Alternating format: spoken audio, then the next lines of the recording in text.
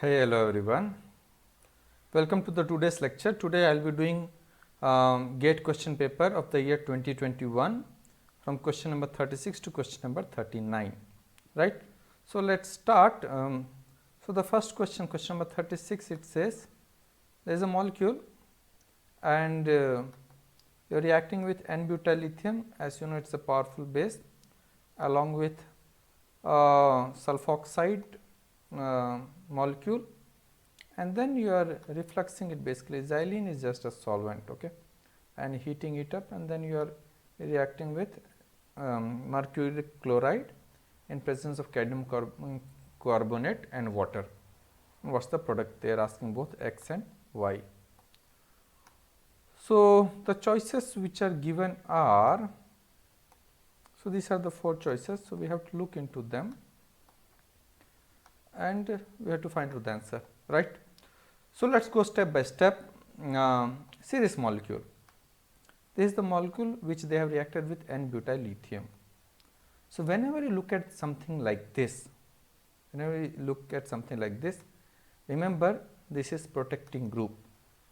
This part has come from aldehyde or ketone, and this is 1,3-thiol, 1,3-propane dithiol. So this is used for protecting the ketone or aldehyde, and so that you can do reactions.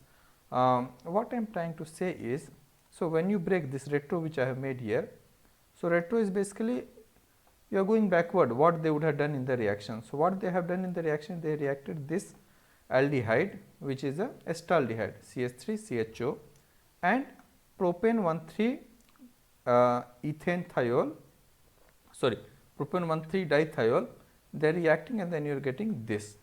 Why do we protect like this? This we protect because we do not want this molecule, the carbonyl molecule, which is electrophilic in nature. You do not want nucleophile to attack on this carbonyl carbon. Okay. Now another thing is also there that we could have done by normal acetal formation. What I am trying to say is, instead of sulfur you could have used oxygen, so that is readily available, you could have done easily. Why do we put sulfur? Is because of we want to get special effect, what is called as Umpolang effect. So what is Umpolang effect? Umpolang is reversal of polarity. So what happens is, when you see this molecule aldehyde, what is this center? This center is positively polarized and this oxygen is negatively polarized. Why? Because you know oxygen is more electronegative than carbon, so it pulls the electron towards itself, and therefore oxygen gets negative polarity and carbon gets positive polarity. Other way to look at it will be, if you look at the molecular orbital picture, so oxygen is more electronegative, so its atomic orbital has lower energy than carbon. So what happens? Bonding molecular orbital is closer towards oxygen. So electrons are closer towards oxygen, and therefore we say in classic way that oxygen is more electronegative and therefore pull the electron towards itself. Same thing can be seen through this molecular orbital approach also. So the bonding electrons are closer towards oxygen, and anti-bonding orbital, see, it is closer towards carbon energy wise. So the vacant orbital is closer towards carbon, and therefore carbon accepts electron from nucleophile. So very clearly carbon has positive polarity and oxygen has negative polarity. What if I want to put carbon as, instead of positive polarity, negative polarity? So what can be done is, when you make this protection with propane 1,3 dithiol, then you get the diether linkage, dithioether linkage. Now this proton becomes acidic to a certain extent. You can remove this with a powerful base and then you get a negative charge here. And then when you get a negative charge here, this negative charge is stabilized by the vacant d orbitals present in sulfur, and therefore from positive, you understand, you are getting negative polarity here. So initially carbonyl carbon was having positive polarity, same carbonyl carbon, when it is protected by this thioether group, now you are able to get negative charge on the carbon. So this reversal of polarity is called as reversal of polarity is what is called as Umpolan effect. Okay.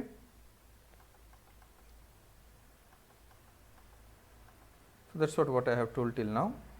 So, you can remove N-butyl lithium, is one of the most powerful base, not one of the most powerful base you can think of in organic chemistry, because from alkane you are removing proton. So, alkane proton is not at all acidic. So, the base is extraordinarily powerful. So, it takes away proton, you get negative charge here. And then what happens is, this carbon is having negative charge. Carbon negative charge is never, negative charge on carbon is a soft nucleophile. Why soft? Because carbon is not electronegative. So, lobe is very, very big. It does not hold its electron very close to itself, because it is not electronegative, and therefore, it will go and attack the soft center. It is in so the soft center is 1,4 and not 1,2 attack. So, therefore, attack happens here. You understand this lobe is much bigger than this lobe, because sulfur is attached to oxygen. Oxygen is electronegative. So, makes the lobe very small. Compared to this is big. So, easy to polarize, and therefore, attack happens here, and you are getting this, right. And you get let us see once. Yeah. So, what happens here is the oxygen gets negative charge, and this negative charge goes back, and proton is taken from the solvent. Generally, will take some during workup it will take, and you get this.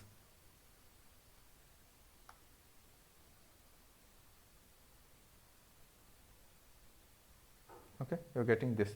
So, this is your product, that is X. One second, let me look at it.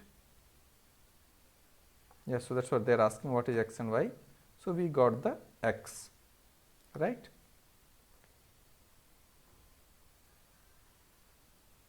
Now, let us find out Y. So, first step is what? They are just heating up. Heating up generally means either it will be pericyclic reaction or it will be pyrolytic elimination reaction. So, here you can see there is no pericyclic reaction.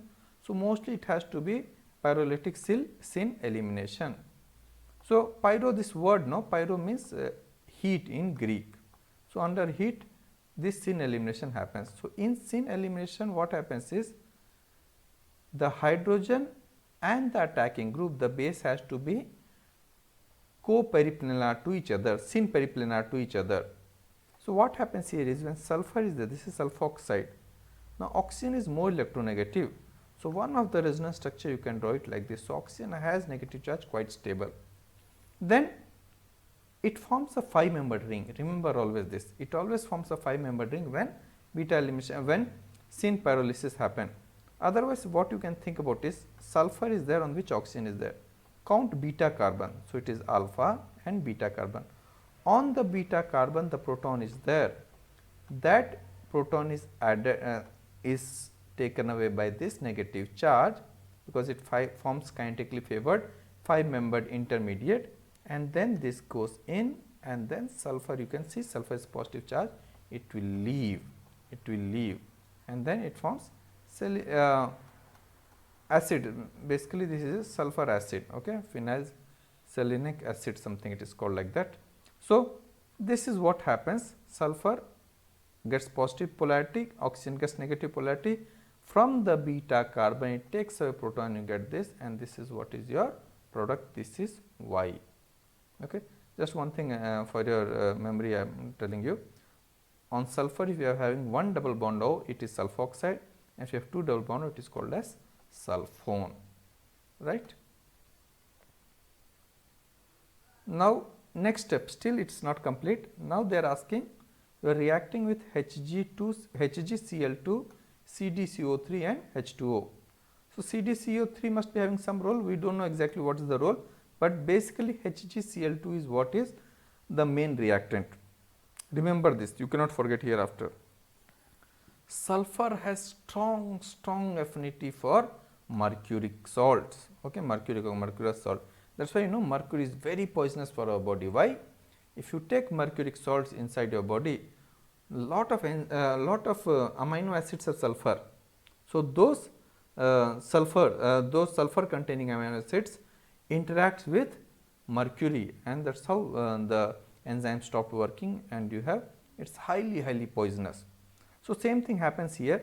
So, and because water is there, this is used to hydrolyze this back, and you get back your ketone aldehyde whichever is there, and after the reaction. So, basically if you remember what was initially, it was initially an aldehyde, it was initially an aldehyde here, H was there, and this is what was protected, right. So, now if you do this, if you add mercury chloride followed by water, you are hydrolyzing, you are deprotecting it. So, this part will go and you get back your aldehyde, but right now there is no longer aldehyde because that proton is removed and reacted with this. So, you are having this. Okay. So, let us see what happens.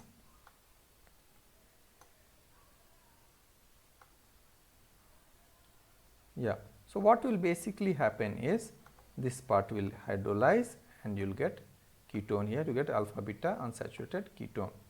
Let us see the mechanism, because this mechanism is important. Now, HgCl2 is there, Hg has, it acts as Lewis acid, it has vacant p orbital. Okay. So, now sulfur has lone pair of electron, it goes and attacks and Cl minus leaves and you get this. Now, second step you understand, if on the same molecule through conjugation lone pair is there, then intramolecular attack only happens, never intermolecular. It is like your synthesis of acetals. So, same way dissociation of acetal, the hydrolysis of acetal. So, sulfur lone pair goes and attacks here, this is very important step, and this one leaves. And then what happens, you are getting a double bond here, and then the water attacks here, this comes back here, still sulfur is there and mercury is also there. So, now sulfur will go and attack here and you get this, and then again the OH bond is broken here, this comes here and this leaves, and that is how you get back your ketone, and dithiol is basically retained back. Once you put water, this will take back and becomes SH and SH. So, the answer is C. This is your X and this is your Y. Moving on to next question. The next question says, the major products P and Q formed in the following reaction, right. So, you are having this molecule, you are having this molecule reacting with this and you are reacting with this, and then they are asking what is the product P and what is the product Q. So, first thing we have to see what are there in this molecule reactant. This is isolated double bond and this is alpha beta unsaturated ketone, these are the two functional group. What we have here is sulfur halide, this one is sulfoxide halide, this also is kind of halide because sulfur will get positive charge and it will go up and you get oxygen will get negative charge. So, these both are halides. Okay. And product what they are saying is these are the choices with you, these are the choices with you, and whichever the product we have to find out. We should never try to find out start eliminating from these molecules. Let us go step by step in this type of questions. Okay. So, let us go. Now, this one is halide. Halide means when on the neighboring atoms you have both positive and negative charge. So, this molecule is sulfonium halide. Now, name is important. This is sulfonium halide. So, there is no oxygen, sulfur has positive charge and carbon has negative charge, fine. And this one is sulfoxonium halide. So, here carbon is having negative and this also is positive polarized, actually oxygen will take, and one of the chemical structure this will have positive charge, fine. So, that is how it is, this also is halide. Now, little bit I want you to understand how it is formed, these halides are formed. So, you know dimethyl sulfide are readily available, you can buy from any chemical shop, and this dimethyl sulfide reacts with methyl iodide or you can react with diazomethane, and then this gets out and you are getting this. Now, sulfur is having positive charge, also sulfur has vacant d orbitals. So, it can stabilize negative charge on the neighboring carbon through resonance, and therefore, the proton on this methyl group is acidic to a certain extent, and if you put very powerful base you can remove this proton and you get this halide, and that is what we do. what we do is we put a very powerful base. When you think about powerful base, what should come in your mind is N-butyl lithium. Also other powerful bases are there, something like soda amide, LDA, but definitely N-butyl lithium is most powerful among all. So when you use N-butyl lithium, this negative charge will pick away proton, this negative charge picks away proton, and you get negative charge here. This is the sulfur halide, and lithium iodide is precipitated. Fine. Now you see here this negative charge is not stabilized as much as you expect, because there is no resonance as such. There is no resonance as such that this will go and through something it is being stabilized, something like, if you imagine if you have sulfoxide, so then you get something like this. All this is not possible here. So this is highly unstable negative charge, and it will go for kinetic attack, and it is very hard nucleophile. Soft means it will be stabilized. This is hard because it is very unstabilized, very localized, and so it will go for immediate reaction. It will not wait for you to give you thermodynamically stable product. It will just react wherever it sees positive charge, wherever positive charge is more. Okay. And let us see now how sulfoxonium halide is formed. So you are having dimethyl sulfoxide. So the sulfoxide, because sulfur has one oxygen, this reacts again with methyl iodide, and you are getting this. Again you put a powerful base like N-butyl lithium, you get a negative charge. Now this is very stable. Why? Because first of all, negative charge is stabilized by the sulfur d orbital. Apart from that, very clearly you can see resonance effect is there, and this gets stabilized. So this negative charge is in no hurry to go and attack. So if it has chance to give you thermodynamically more stable product, it will not go for immediate attack, it will wait. So it attacks on the better center to give a more stable, thermodynamically stable product. And it is a soft nucleophile. These electrons are getting delocalized. So p orbitals are here polarizable, right. Let us move to the next question, to the question now. So you are having this. So isolated double bond will not be attacked by halides. Why? Because isolated double bond does not have positive or negative polarity. Here very clear negative polarity is there, it is searching for positive polarity. So now we have this one as positive polarity, correct, because oxygen is there. So oxygen pulls the electron towards itself, and you are having positive polarity here. Also there is another positive polarity. If you draw one of the chemical structures, in alpha beta unsaturated ketone, what happens is this one will come here and this one will come here. So what you get is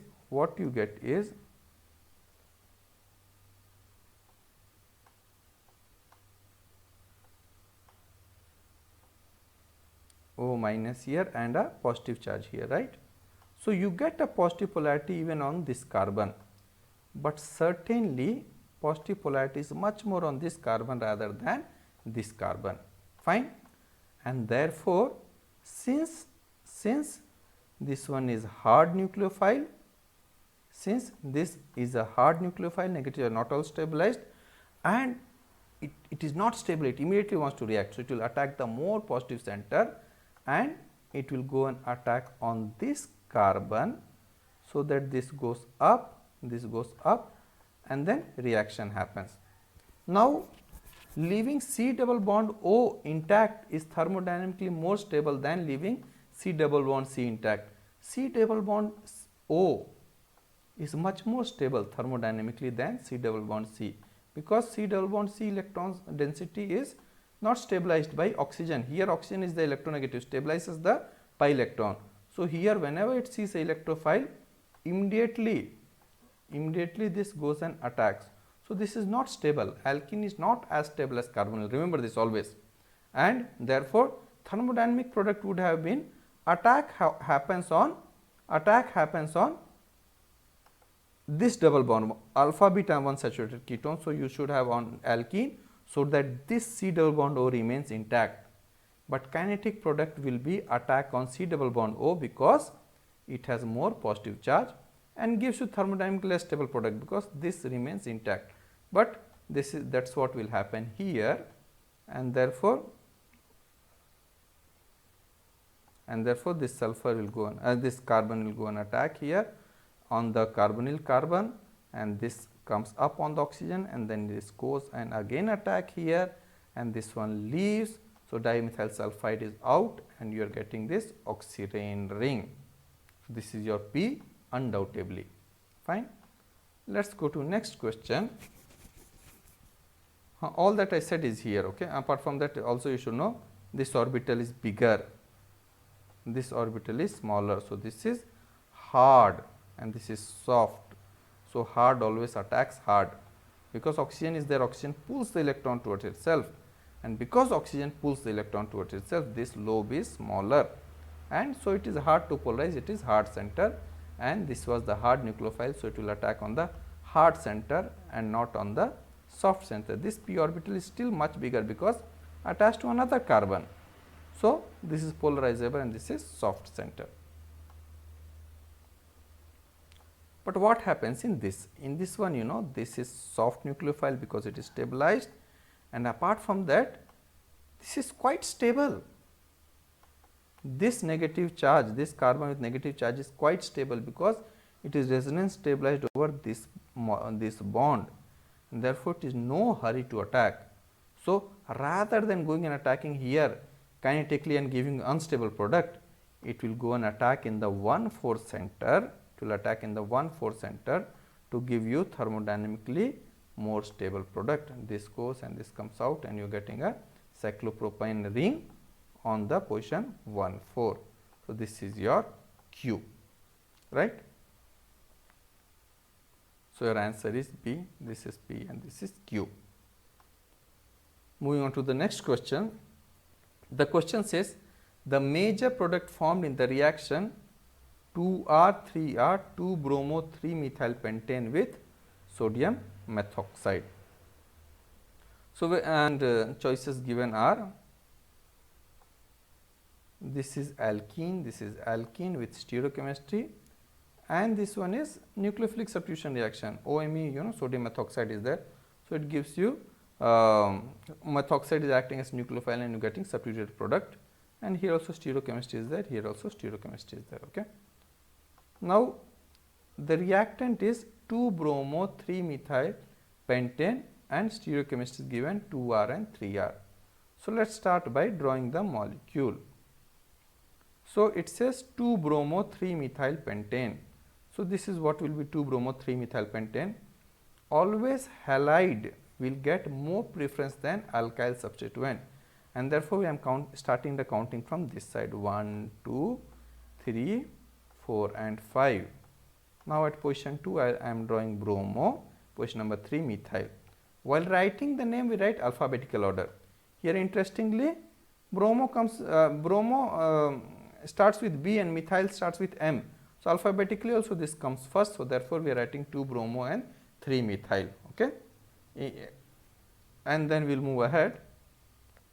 Now, it says 2R and what was the question? 2R and 3R, 2 bromo, 2R and 3R. So, we have to find out.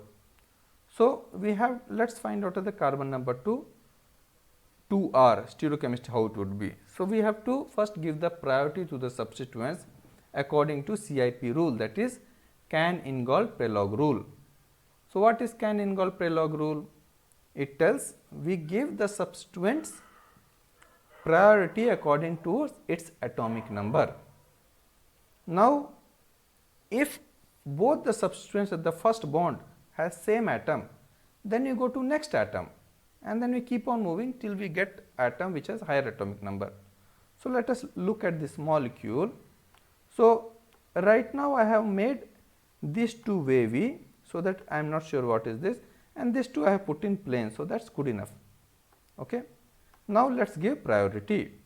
So, highest atomic number is bromine. So, straight away this gets first priority, lowest atomic number is hydrogen. So, this gets fourth priority. Now, we have to give between this group and this group. Okay. So, this group you see first bond you go here it is carbon, here it is carbon. So, you cannot differentiate. Next you go here all are hydrogen, whereas here 2 carbons are there. So, straight away this gets second preference, this one gets third preference. Now, you want R. Okay. Now, you want R.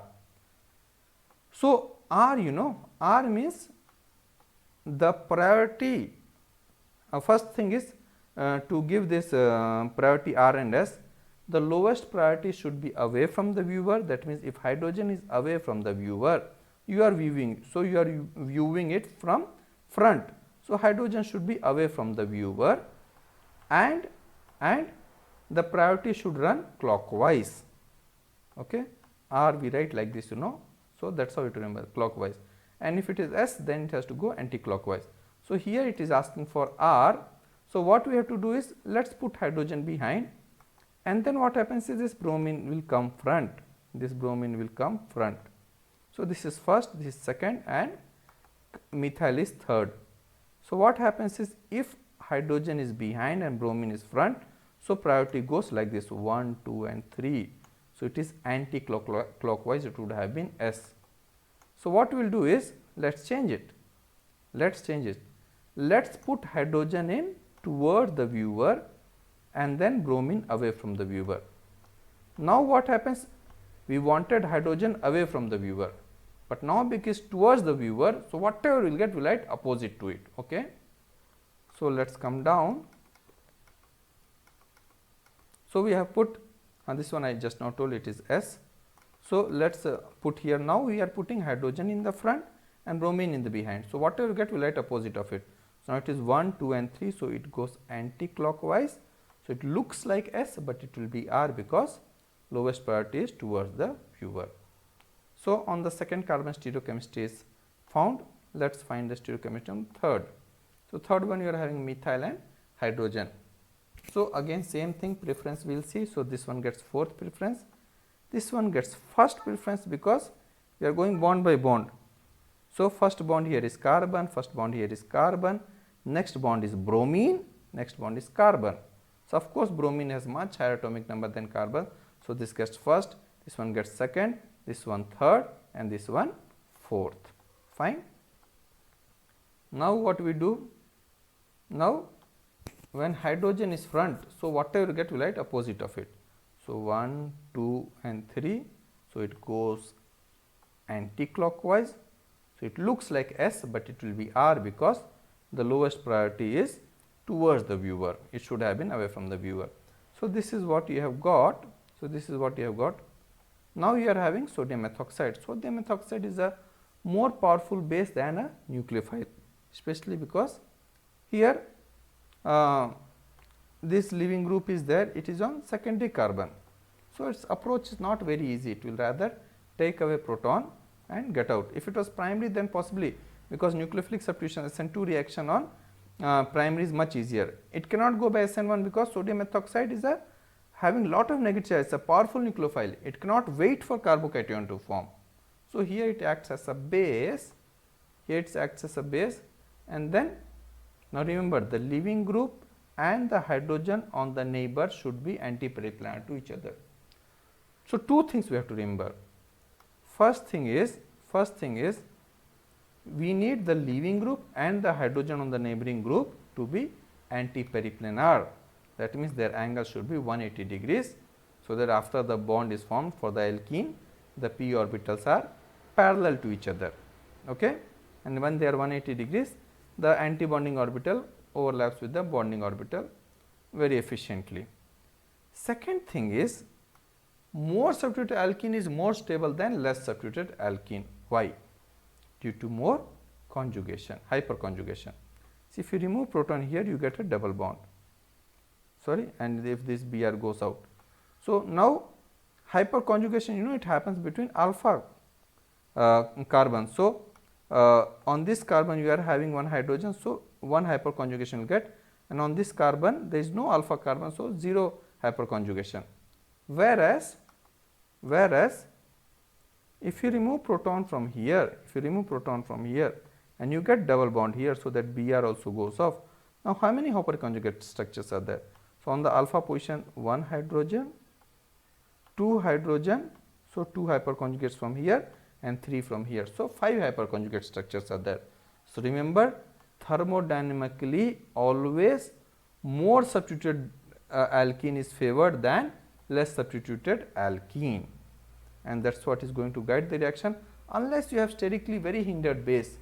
So when you have sterically very hindered base, it is not able to approach a more hindered proton, and that time you can get less saturated alkene. So that is called a Sitzeff product, but generally Hofmann product, where you get more saturated alkene, that is what is favored. Okay. Sorry, as I said opposite. More saturated alkene is what is Sitzeff product, and less saturated alkene is called as Hofmann alkene. Okay, Hofmann product. So now this proton will be lost. Now what you want is this hydrogen, this bromine should be 180 degrees to each other. So it is already 180 degrees to each other because hydrogen is front, Br is behind. You can see the angle is 180 degrees. So you take a base, it pulls out proton and you get negative charge, and you are getting this. Now what is this? Is this E or Z? So you have to give priority across the double bond for both of them. So first on this carbon, this carbon gets first priority, hydrogen gets second priority. So 1 and 2. If you look here again, here one carbon followed by carbon, here there is just carbon and followed by hydrogen. So this gets first priority, this gets second priority. So 1 and 1 are across to each other, 2 and 2 are across to each other. Therefore we give them the name E. Therefore we give the nomenclature E. If they were together, we would have given them as Z. Okay, we would have given them as the nomenclature Z.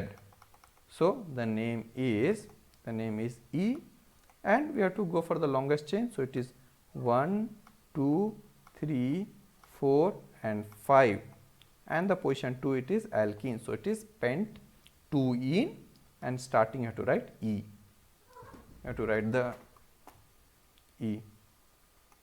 Okay.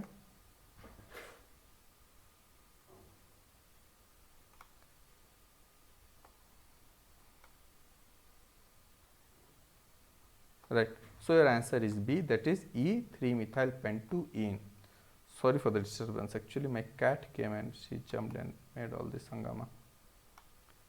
Next is the major product formed for the following reaction. Now this is a famous reaction. You have to know this reaction. Okay. So here this is called as chiral auxiliary group. Generally it is derived from the amino acid. It is used to carry out aldol reaction in a stereoselective way. So we will go step by step, you will understand. So you are having this molecule. Okay. So basically it was initially aldehyde, you have protected it with this auxiliary group, and then you are reacting with LDA. 1 equivalent, 1.1 is basically 1 equivalent. So LDA you should know is a sterically hindered very powerful base, but LDA is a very bulky base, very hindered base. Okay. Next one, you know, PHCH2Br. So it is benzyl bromide. Benzyl bromide always acts as electrophile, wonderful leaving group this Br. It can leave both by SN1 or SN2, and then you are reducing with LiAlH for 3 equivalents. Okay. So let us go step by step. So this is Evans aldol reaction, chiral auxiliary controlled aldol reaction. Okay. So let us see. So this diisopropylamide is a very powerful base, but sterically hindered. So it will remove proton from the alpha to C double bond O. Here there was no issue because alpha to C double bond O is only this hydrogen. So here it just acts as a base. So this one takes away proton, it takes away proton, this base, and you get negative charge on this carbon, which is stabilized over this, and you are getting this, right. Next is your simple aldol reaction. You are reacting with benzyl bromide. Now benzyl bromide undergoes wonderful SN2 reaction. Why? Because this anti-bonding orbital between CH2 and Br overlaps with p orbital of this phenyl, and it stabilizes, and therefore it gives a very stable transition state. So wonderful. You try to carry out in lab any add benzyl group, 100% you will get most of the time. Okay. So now this O minus comes here, and this goes and attacks on the pH, and this Br gets out, and you are getting this product. Now knowingly I have made wavy because this is what we are putting for this chiral group, auxiliary group. Auxiliary is like handle, auxiliary means handle, so that we determine the stereochemistry. So how you think will this approach happen? This this benzyl bromide, will it attack from front or will it attack from behind? Now see this chiral center is this carbon is chiral center. So there is a hydrogen behind. Now hydrogen is very small, it does not hinder anything. But the bulky isopropyl is front of you, coming out of the screen. Okay. So because it is coming out of the screen, this is more hindered, and therefore this benzyl bromide will approach from behind, and the benzyl bromide you will get from behind, and you get this product. Fine. And then what you are doing is you are hydrolyzing it. Then you could have hydrolyzed with LiOH. If you hydrolyze with LiOH, then you should have got this acid, because you take initially acid and then you make like this with the chiral auxiliary group. But here you are reducing with LiLH4. So LiLH4 reduces, LiLH4 can reduce acid. So think like that, it reduces the acid and converts into alcohol. So the final answer is A. That's it for today. One sec. That's it for today. Thank you very much.